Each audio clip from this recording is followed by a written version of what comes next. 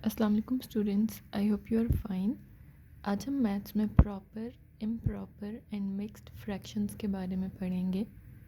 अगर आपने फ्रैक्शंस की बेसिक्स वाली वीडियो अभी तक नहीं देखी तो उसका लिंक डिस्क्रिप्शन में दिया हुआ है।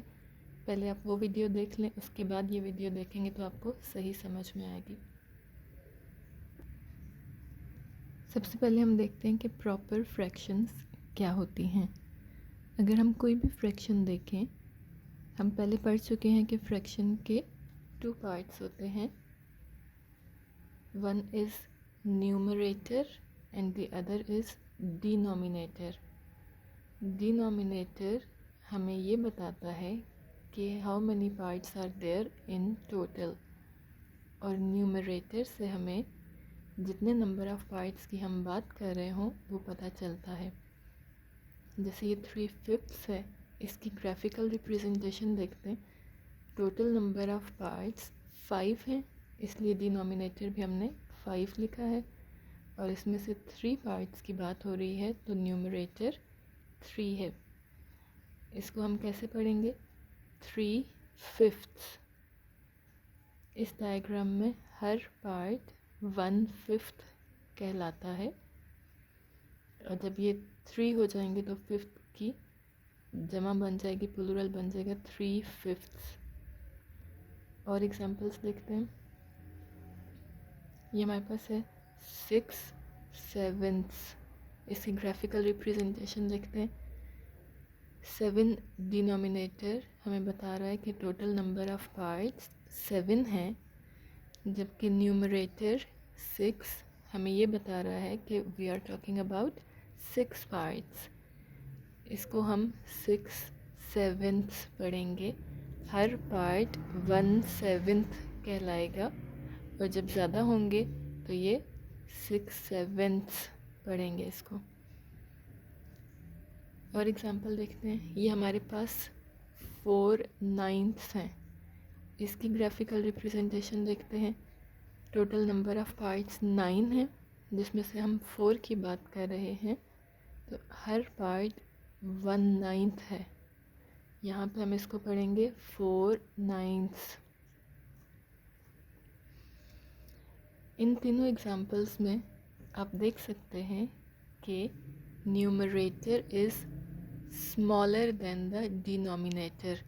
न्यूमरेटर डिनोमिनेटर से छोटा है। तो ये फ्रैक्शंस प्रॉपर फ्रैक्शंस हैं जिनमें न्यूमरेटर डिनोमिनेटर से छोटा होता है। इन फ्रैक्शंस को हम प्रॉपर फ्रैक्शंस कहते हैं।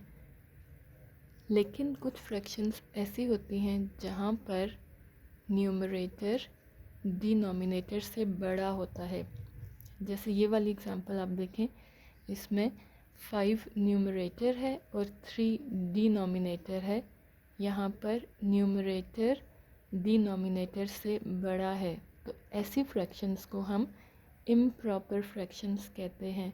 ये प्रॉपर फ्रैक्शंस का ऑपोजिट हो जाएगा, ये इम्प्रॉपर फ्रैक्शंस कहलाएंगी। ये इसकी ग्राफिकल रिप्रेजेंटेशन है।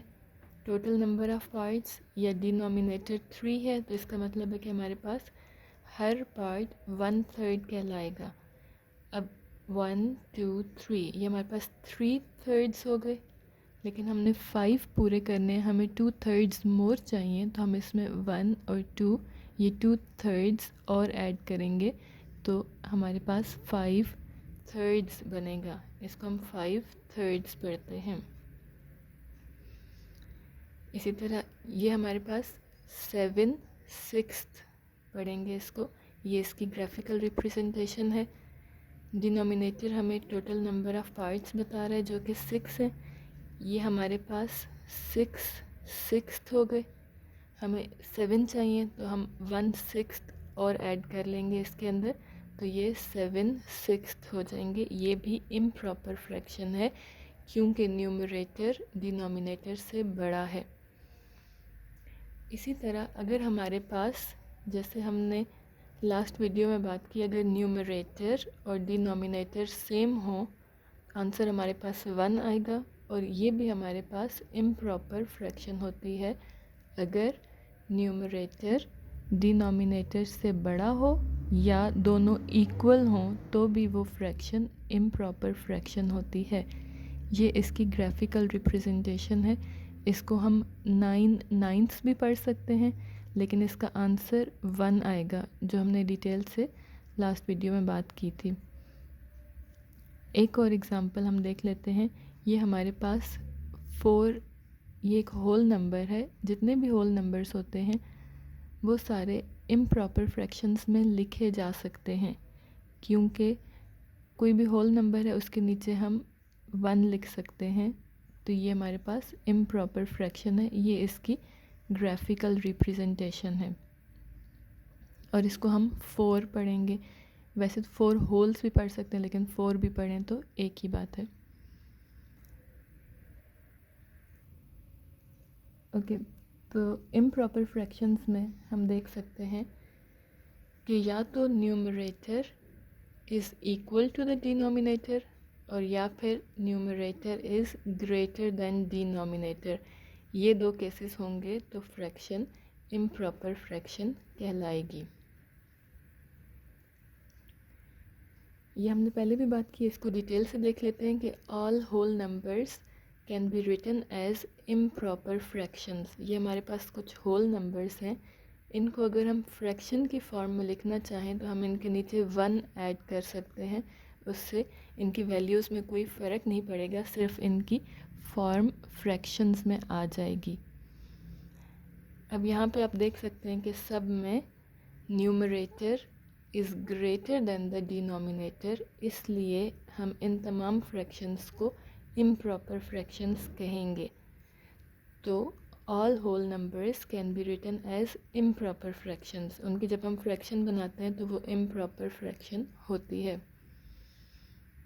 اب یہ ہمارے پاس کچھ فریکشنز ہیں، ان کو ہم سارٹ کریں گے پراپر اور امپراپر میں. سب سے پہلے ہم دیکھتے ہیں یہ 3/10 ہے.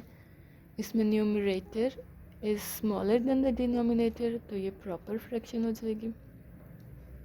یہ 10/7 ہے.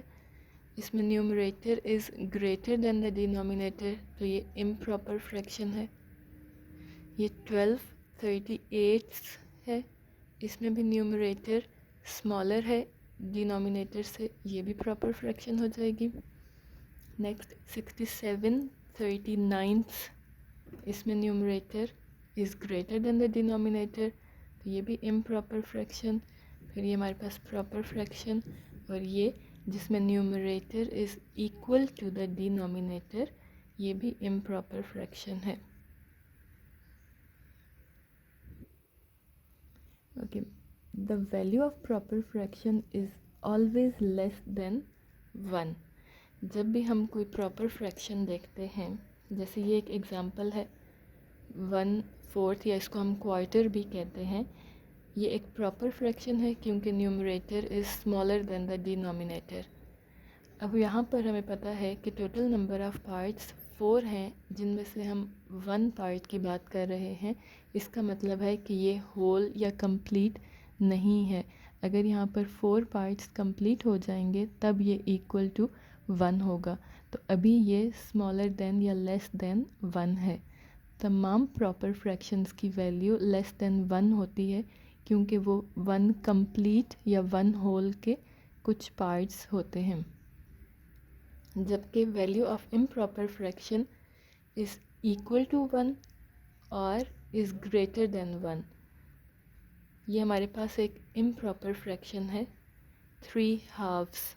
جب بھی ہمارے پاس ڈینومینیٹر 2 آئے گا تو اس کو ہم ہاف، اور اگر زیادہ ہوں تو ہافس پڑھتے ہیں. یہ ہمارے پاس 3/2 ہیں. یہاں پر numerator is greater than the denominator, تو یہ امپراپر فریکشن ہے.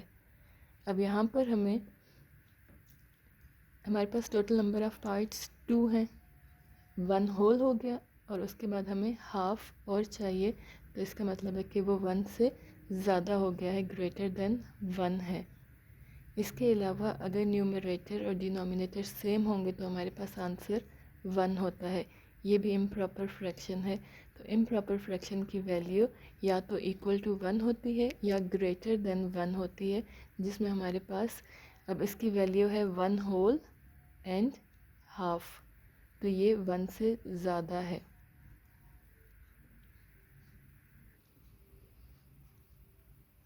اگر ہمارے پاس کچھ فریکشنز دی ہوئی ہیں اور ہم نے ان میں سے سارٹ کرنا ہے کہ وچ از گریٹر، تو بہت آسان طریقہ ہے کہ ہم دیکھیں گے اگر اس میں ایک پراپر فریکشن ہے اور دوسری امپراپر فریکشن ہے تو ہمیں کچھ بھی کیلکولیٹ یا سالو کرنے کی ضرورت نہیں ہے. سمپلی پراپر فریکشن کی ویلیو ہمیشہ لیس ہوتی ہے دین دی امپراپر فریکشن، اور اس کی ریزن جو ہم نے ابھی پہلے پڑھا ہے کہ پراپر فریکشن کی ویلیو لیس دین 1 ہوتی ہے جبکہ امپراپر فریکشنز کی ویلیو ایکول ٹو 1 اور گریٹر دین 1 ہوتی ہے. تو ہم بغیر کسی کیلکولیشن کے یا اس کو سالو کرنے کے ڈائریکٹلی پراپر فریکشن کو اسمالر اور امپراپر فریکشن کو گریٹر کا سائن دے دیں گے. جیسے فار ایگزامپل یہ ہمارے پاس 5/7 ہیں جو کہ ایک پراپر فریکشن ہے، اور یہ 7/5 ہیں جو کہ ایک امپراپر فریکشن ہے. اگر ہم نے ان میں سے دیکھنا ہو کہ کون سی فریکشن اسمالر ہے کون سی گریٹر ہے تو ہم پراپر والی کو اسمال اور امپراپر والی کو گریٹر لکھ دیں گے. تو 5/7 از اسمالر دین 7/5، یا ہم کہہ سکتے ہیں 7/5 از گریٹر دین 5/7. ایک اور ایگزامپل دیکھ لیتے ہیں. یہ ہمارے پاس 1/6 ہے اور یہ 9/4 ہیں یا 9/4 ہیں. یہ ہمارے پاس پراپر فریکشن ہے کیونکہ نیومریٹر چھوٹا ہے ڈینومینیٹر سے، اور یہ امپراپر فریکشن ہے 9/4 یا 9/4. تو سمپلی ہم دیکھیں گے کہ جو امپراپر فریکشن ہے اس کی طرف گریٹر کا سائن لگا دیں گے اور پراپر فریکشن اسمالر ہے.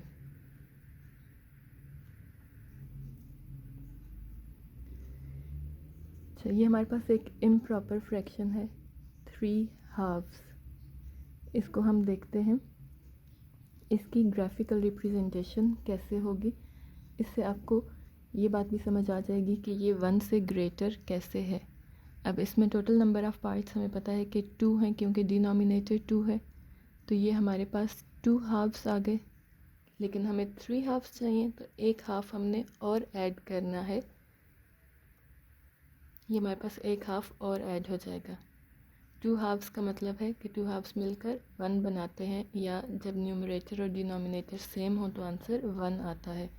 اور ہمارے پاس یہ ہاف ہے تو اس کا آنسر ہمارے پاس آ جائے گا 1 ہول، کیونکہ یہ ایک ہول شیپ بن گئی یا ڈائیگرام ہو گئی، اور اس کے بعد 1/2 ہے ہمارے پاس. تو یہ 1 سے گریٹر ہے. Improper fractions are always greater than اور ایکول ٹو 1. یہاں پہ یہ گریٹر دین 1 ہے. اب یہاں پر اگر ہم اس فریکشن کو دیکھیں یا اس نمبر کو دیکھیں تو اس میں ایک ہول نمبر ہے جو کہ 1 ہے، اور اس کے ساتھ ایک فریکشن دی ہوئی ہے جو کہ ہاف ہے. تو یہ مکسچر ہے ہول نمبر اینڈ فریکشن کا، تو اس کو ہم مکسڈ فریکشن یا مکسڈ نمبر بھی کہتے ہیں، جس میں ایک ہول نمبر ہوگا اور ساتھ ایک فریکشن ہوگی. تمام امپراپر فریکشنز کو ہم مکسڈ فریکشنز یا مکسڈ نمبرز کی فارم میں لکھ سکتے ہیں.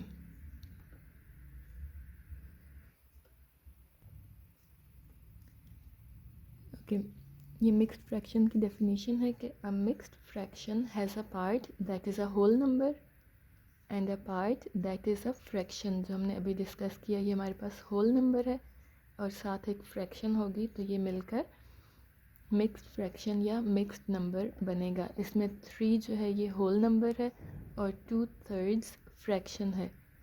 اگر ہم نے اس مکسڈ نمبر کو امپراپر فریکشن میں چینج کرنا ہے تو ہم ڈینومینیٹر کو ہول نمبر سے ملٹیپلائی کریں گے. جو آنسر آئے گا اس میں نیومریٹر کو ایڈ کریں گے. یہ سائنس آپ یاد کر لیں تو مکسڈ نمبرز کو امپراپر فریکشنز میں ایزیلی کنورٹ کر سکتے ہیں.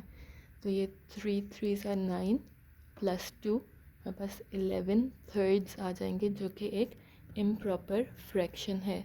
تو اس طرح ہم مکسڈ نمبرز کو امپراپر فریکشنز میں چینج کر سکتے ہیں. یہ اس کی گرافیکل ریپرزنٹیشن ہے. ہمیں ڈینومینیٹر 3 ہے، پتہ چل رہا ہے کہ ٹوٹل نمبر آف پارٹس 3 ہیں. پہلے ہم 3 ہولز بنائیں گے اور پھر 2 تھرڈز، تو یہ 2 تھرڈز ہو گیا. اس میں ہر ایک پارٹ 1 تھرڈ ہے. یہ ٹوٹل ہمارے پاس 11 تھرڈز ہیں.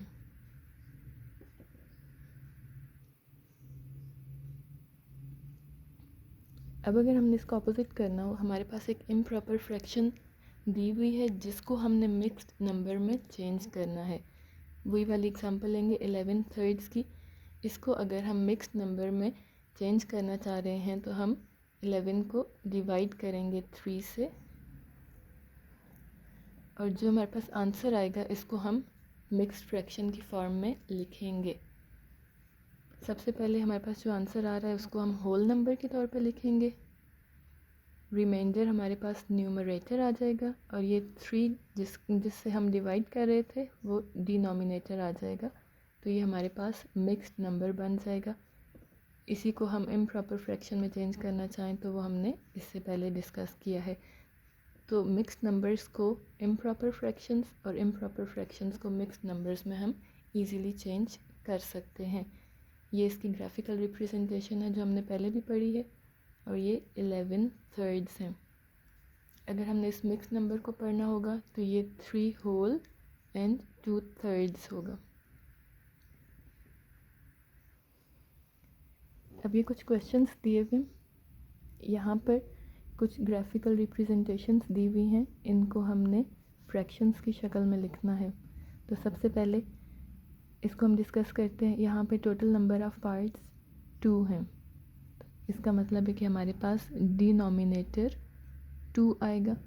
اس کے بعد ہم دیکھتے ہیں کہ کتنی شیڈڈ ہیں، 1 2 3. تو اس کا آنسر ہمارے پاس 3 ہافز آ جائے گا. نیومریٹر 3 ہے اور ڈینومینیٹر 2 ہے.